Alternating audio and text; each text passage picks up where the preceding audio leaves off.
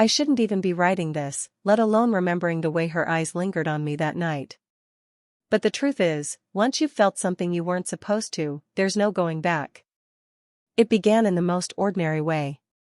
My boss had invited me over after work, said his wife had cooked too much and that I should come eat with them. I was 24, still figuring out who I was in the world, and he was the kind of man you didn't say no to.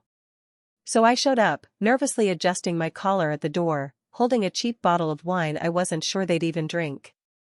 She opened the door. I'd seen her before, at company dinners or in passing when she stopped by the office.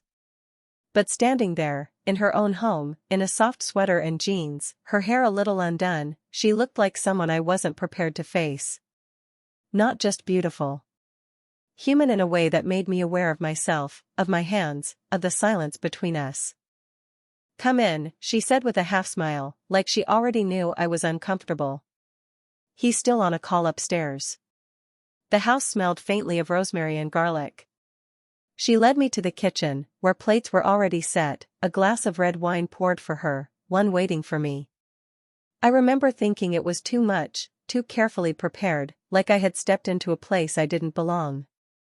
We sat at the table, trying to fill the space with small talk.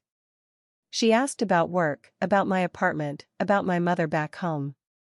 I answered, stumbling over words, sipping wine too quickly, wishing I could sound older, steadier. She listened with an intensity that disarmed me. Every time I looked up, her eyes stayed on me a second too long. Or maybe it was me staring at her. The strange part wasn't what we said. It was what we didn't. The pauses. The way she twisted her glass by the stem, the way I ran my thumb over the edge of my plate without realizing. When she laughed at something clumsy I said, it wasn't loud, it was soft, almost protective, as if she didn't want the sound to reach beyond the two of us. Her husband eventually came down, cheerful, oblivious, thanking her for dinner like it was just another Tuesday. We ate together, the three of us, but my mind stayed on the quiet moments before he joined us. The way the kitchen light caught the lines near her eyes when she smiled. The way she brushed a strand of hair back as if it had been waiting for me to notice. Later, when he disappeared into his study after dinner, she and I were left stacking dishes. Our hands touched when I reached for a glass she was already holding. Too quick to mean anything. Too deliberate not to. She didn't pull back immediately. Neither did I. And then, the sound of a phone buzzing on the counter broke it. Her screen lit up with a name I didn't recognize. She glanced at it, then at me, and in that second I knew something unspoken had already shifted. I don't know if it was fear, or longing, or both, but I knew this wasn't going to end the way it should. Because I couldn't stop looking at her. And she didn't look away. The night after that dinner, I lay awake in my small apartment, staring at the ceiling. Every detail replayed, the way her hand brushed mine, the silence after the phone buzzed, the unspoken weight in her glance. I told myself it was nothing, a trick of the moment, a mistake I shouldn't think about. But my chest tightened when I remembered how she didn't pull away right away. Her name was Claire. She was 46, almost twice my age, though it didn't show in the effortless way she carried herself. Married for over 20 years. I only knew bits of the story. She'd grown up in the same small town as my boss, married young, never left. He liked to talk about their life together at the office, how steady she was, how she kept him grounded.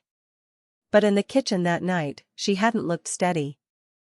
She looked like someone trying to remember who she used to be. I thought about my own past, about how little of it I carried.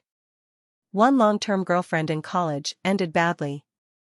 I'd been too young, too distracted, too eager to prove myself. Since then, I hadn't let anyone close.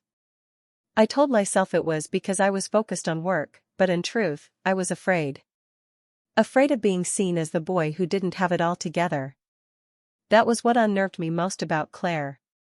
She saw me, not the version I tried to play at work, not the careful politeness I carried into every room.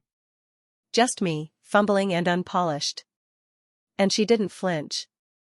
A week later, my boss asked me to stop by their house again. He had a proposal draft he wanted me to pick up, and it was easier than running it through the office. I told myself it was nothing, just work. But my chest tightened the moment I parked outside. She opened the door this time too, like she'd been waiting. Her sweater sleeves pushed up, her hair tied loosely. No makeup, no effort to look perfect. Somehow, that made her even harder to ignore. "Come in," she said, and it sounded different this time. Less like an invitation, more like something she couldn't stop herself from saying. The papers were on the coffee table. I could have grabbed them, left quickly, done the sensible thing. But instead, I sat when she gestured toward the couch. She made tea. We talked, not about work, but about music, about the bands she used to love in her 20s, about the way the world had felt bigger back then.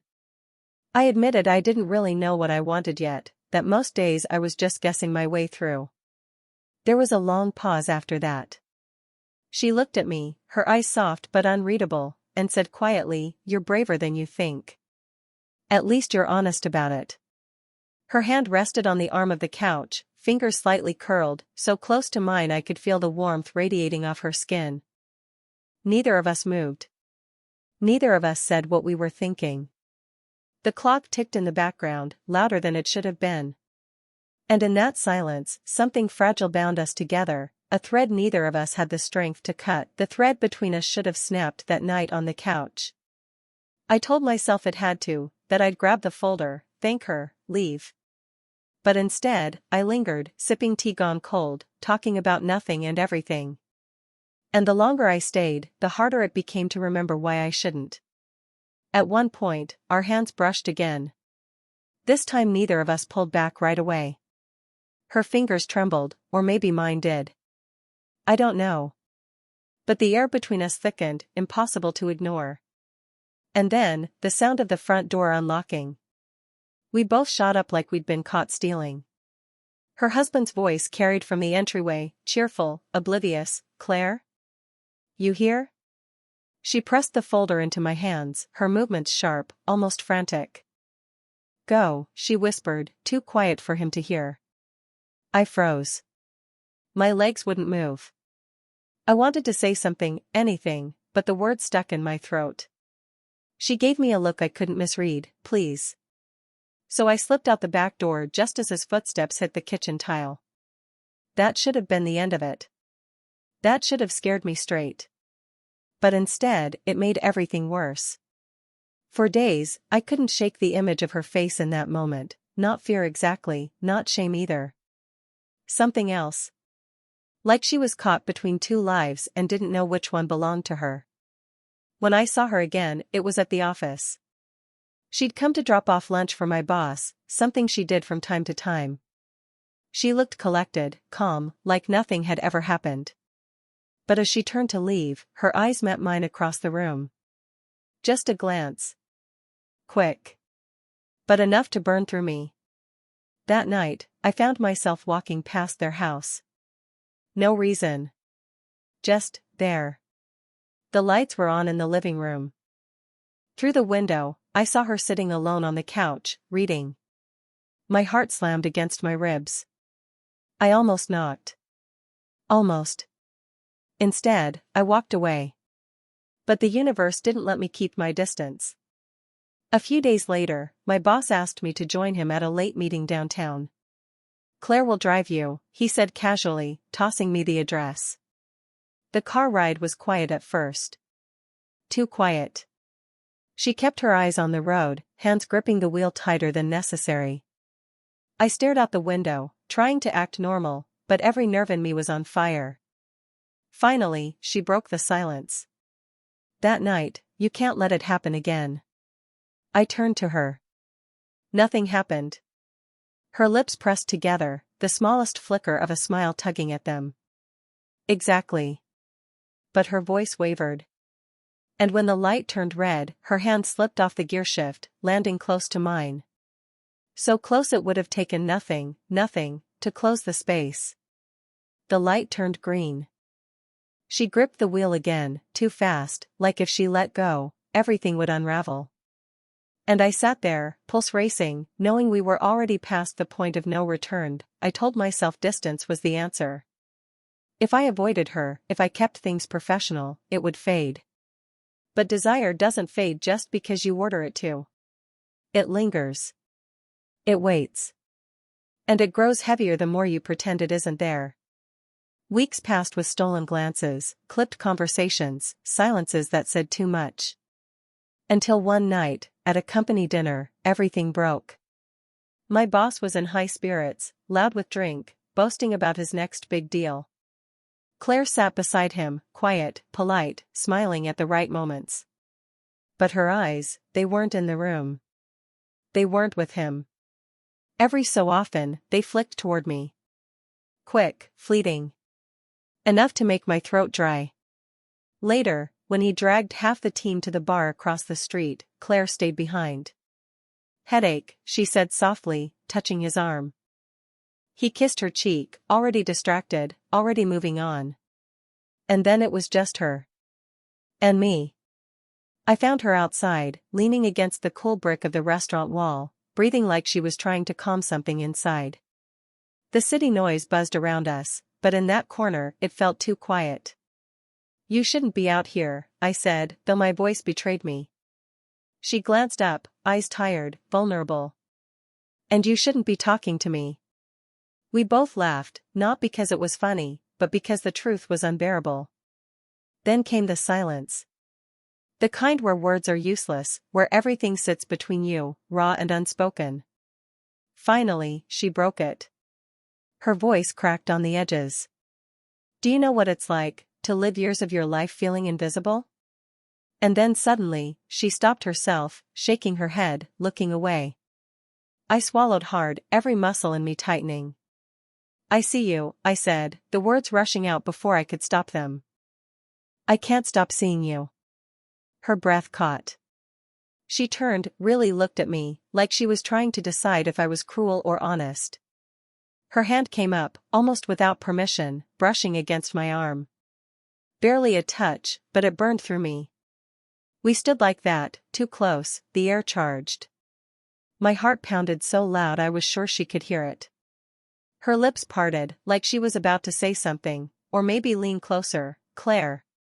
Her husband's voice cut through the night, calling from across the street.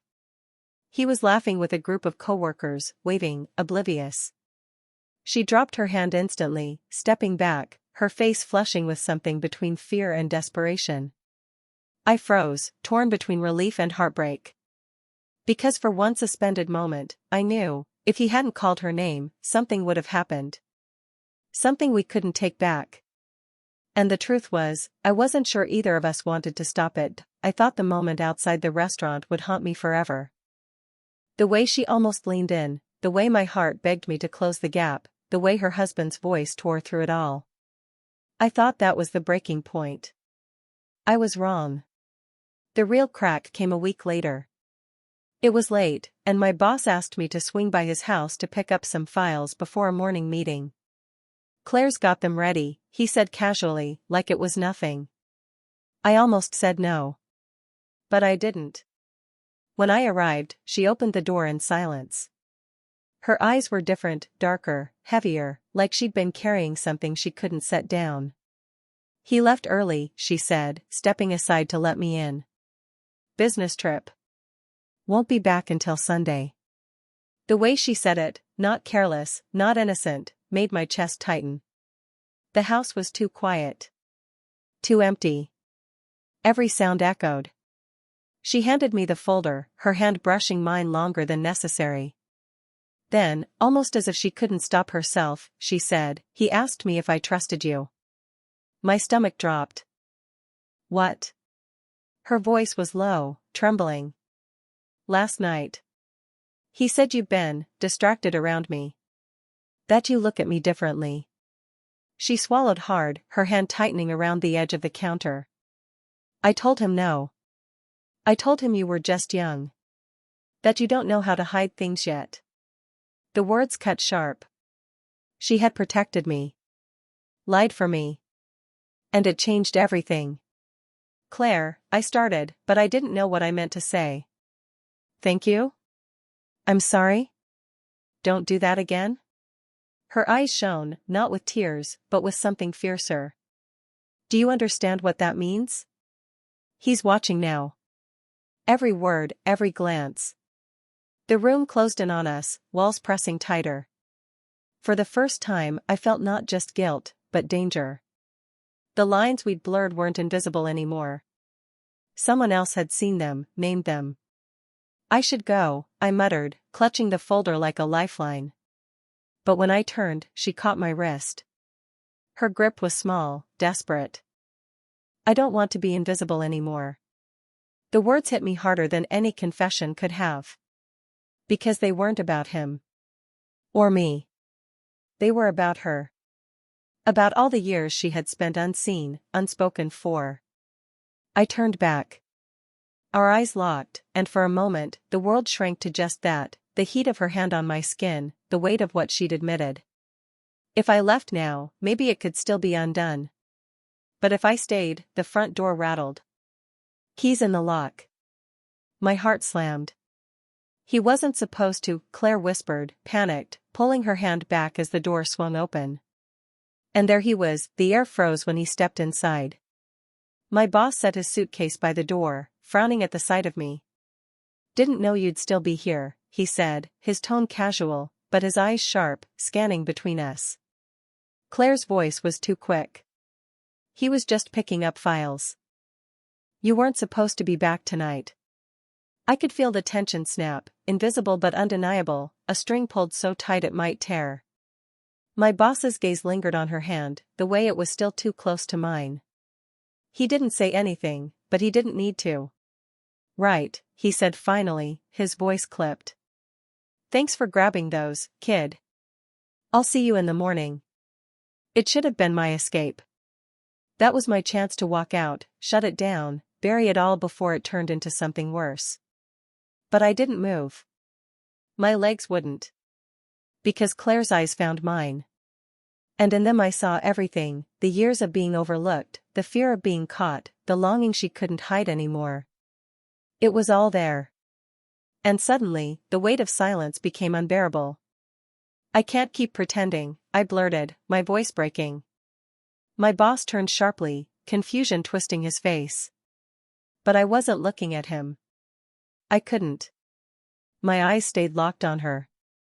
I see you, Claire. And I don't know what that makes me, but I can't take it back. Her breath caught. The room spun with the weight of what I'd just done. You need to leave, my boss snapped, stepping closer, his hand firm on my shoulder. Now. But Claire's voice stopped me cold. Soft. Steady. Wait.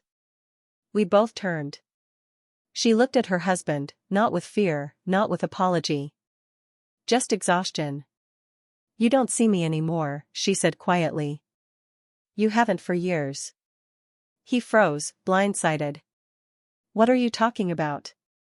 Claire, but she shook her head, cutting him off, her eyes glistening. You don't even notice when I disappear in my own house. And when someone finally does, you're angry at him instead of wondering why. Silence crashed over us. I wanted to step in, to defend her, to explain myself, but the words wouldn't come. This wasn't mine to speak. This was hers. Finally, she turned to me. Her expression was raw, torn between fear and something that looked a lot like freedom.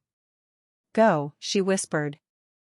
Not because I don't, she stopped, biting her lip, shaking her head. Because if you stay, there's no going back. Her husband's eyes burned into me. But hers begged me to understand. And in that moment, I did. This wasn't about winning or losing, about who she chose. It was about the truth that had finally broken through years of silence. I stepped back, folder clutched tight, heart tearing itself apart. At the door, I turned once more. She was still looking at me. And for the first time I knew she'd never forget, I didn't sleep that night. I kept hearing her voice, you don't see me anymore. The way she said it didn't sound like an accusation. It sounded like a surrender. And the worst part was, I understood. The next few days at work were unbearable. My boss barely looked at me, his words clipped and cold when he did. I thought he'd fire me outright, but he didn't. Maybe he wanted to keep me close, to watch me. Or maybe he knew the truth was too complicated to face head-on. But Claire, she stayed silent. No texts, no late-night calls, no accidental moments where our paths crossed. She vanished, like she'd sealed that part of herself away for good. Still, the silence didn't erase what happened. If anything, it made it sharper. Every memory replayed with a new weight, her laughter in the kitchen, her hand brushing mine, the way she'd looked at me outside the restaurant. And I realized something that hurt more than the guilt: she hadn't just been a passing obsession for me. She had changed the way I saw myself. Weeks turned into months. I told myself I was moving on, but the truth was I carried her everywhere, in the songs I listened to on the train, in the way I caught myself looking for her in every crowd. And then, one late evening, as I left the office, she was there. Standing by the curb, waiting. My heart stopped. She smiled faintly, tired but real. "Walk with me?" We didn't go far.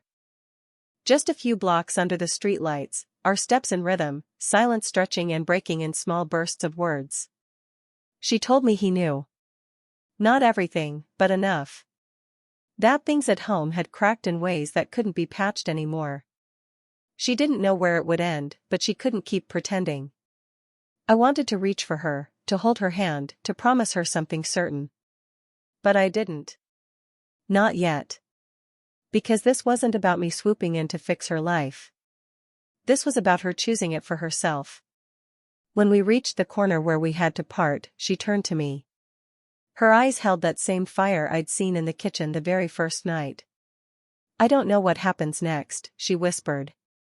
"But, don't give up on me." And that was it. No kiss, no grand declarations. Just those words, trembling in the night air, carrying more weight than any promise could. I nodded, my chest too full to speak. We walked away in opposite directions, but for the first time I didn't feel like I was losing her. I felt like the story wasn't finished. Maybe it never would be. Maybe that's what made it real. Sparkles, did you enjoy the story? What kind of stories would you like to hear next?